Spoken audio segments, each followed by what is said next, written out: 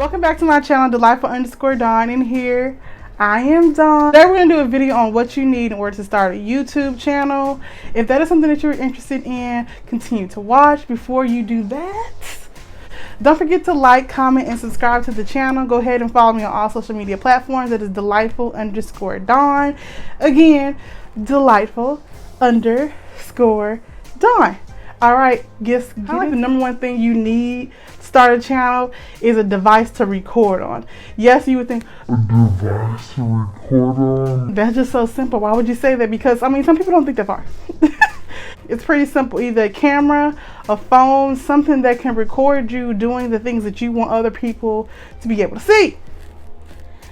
The first device that I think that I had on this channel was like my camera, and it was the Sony CyberShot.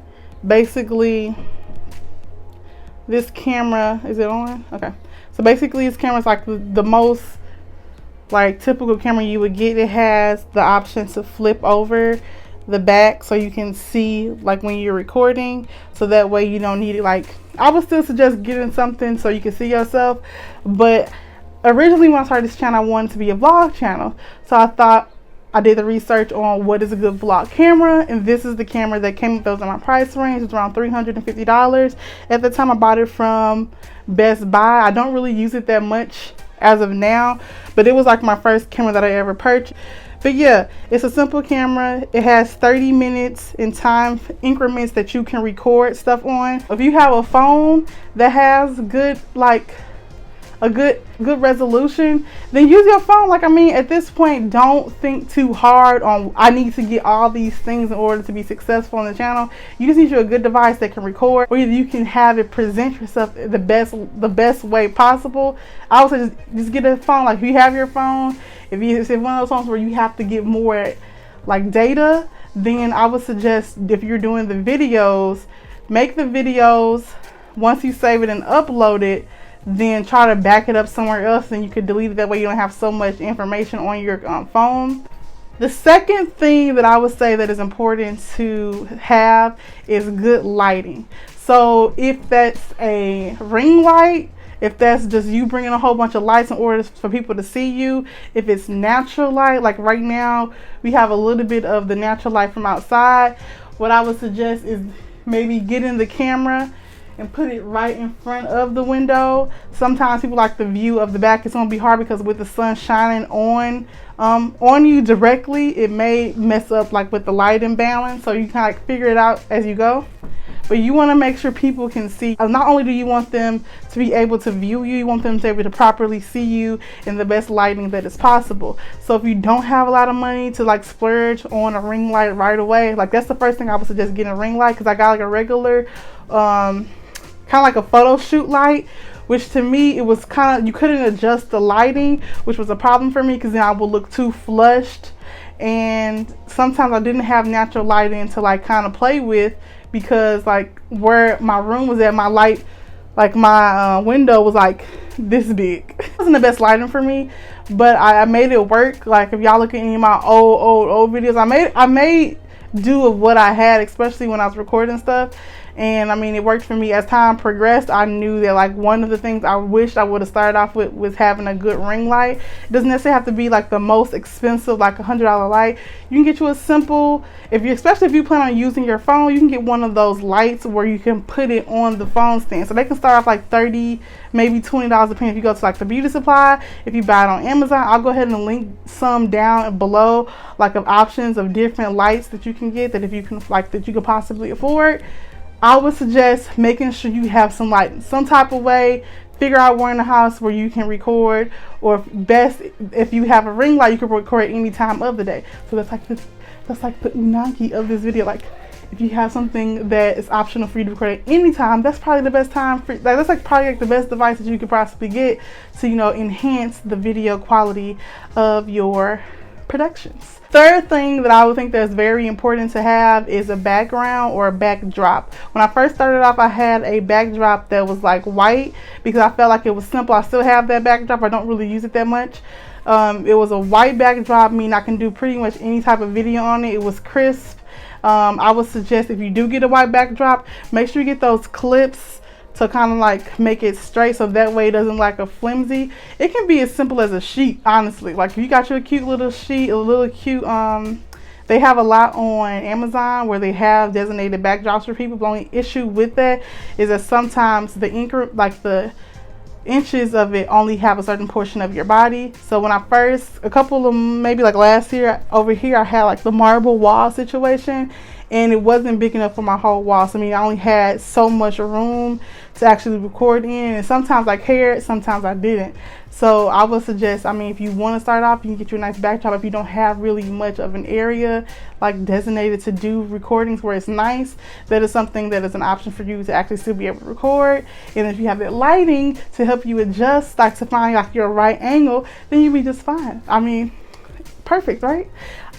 Secondly, of that whole backdrop situation, you can create an area for you to film in. So as time progressed, my sister and I was like, well, I want an area where I can record, and I don't necessarily want to have to always take it down or be like a kind of like janky area. So maybe like if you find like a window, like you have like a window option, maybe put some things in the back. I've seen where people put at the windowsill, put like candles or like cute little sayings behind you. I ended up using, when we moved here, the people left like a cabinet. They're probably like, this is janky, but I mean it was what it was. At the time I really didn't have much, so this worked for me. So honestly, it's just basically a cabinet. I put a block on top of it, and for the most time, I don't look this raggedy on this side, because normally when I'm recording I'm recording either like dead on, and then I'm in that little area where you can't see, and I don't have stuff over there, and you kind of see like the mannequin. I kind of made like that, like the look of it. And I got Beyonce, you can put stuff on a shelf maybe, or a table if you have to sit down to kind of elevate yourself with the camera, and then like set up items in the back to create an area for you to record in. Honestly, since I've started kind of developing like a background for me just not to always have to set up, I've changed it multiple times on how I had it in the back. I sometimes record where my makeup is at. I sometimes record near the window because I think it's pretty, and I mean that's what I do. You can record near just a blank wall, you know what I mean? Like it doesn't necessarily have to be like the sheet situation. If you got like a plain white wall or a nice color, I would try to stay away from dark colors. Something that's kind of light, or either play off some white. Like if it is dark, try to put some light stuff behind you so that way it doesn't look so intense. You could do it by a mirror. People love mirror. The fourth thing I would suggest to get is a mic. I found out pretty late in the whole recording area when people kept saying I can't hear, especially when it's nighttime and you don't want to interrupt somebody else. I would say it's like an extra thing. Like you don't necessarily need it, depending on what type of videos you're producing. You may, so if you're doing like mukbangs, if you're doing videos where you're sitting down and talking, I would suggest getting a mic. It's just easier for people to properly hear you without hearing everything. Also, if you plan on like vlogging, when you're walking around and stuff like that, it's good to have a mic to walk around with. I got this this tripod, and then the tripod came with a device, a mic, to put on top of the where is it at? Oh, on top of this portion right here. So if you're using your phone, you just put it on, put it at the top, you just record. People can hear you throughout the wind.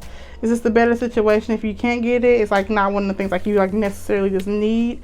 I would just strongly suggest getting a mic or some type of or finding a quiet area if you can't get a mic to record your videos, people can properly hear. Last thing I would suggest to have when starting a YouTube channel is passion and drive. Like you need to have a vision on what you want your particular channel to be. If you don't know, it's fine. I feel like sometimes people just want to start a YouTube, like I don't really know what I want it to be. I want it to be really structured. A lot of people do YouTube, and what they do in the beginning is not necessarily what they end up doing like now. Like it completely changed. You see where people started off blogging and now they're a makeup channel. They start off telling stories or giving advice, and now they do like vlogs. So I mean, you just have so many options to do stuff. I know people that used to start off just doing hair videos, they started incorporating vlogs or lifestyle, because people want to kind of know who the person that they're kind of engaging with.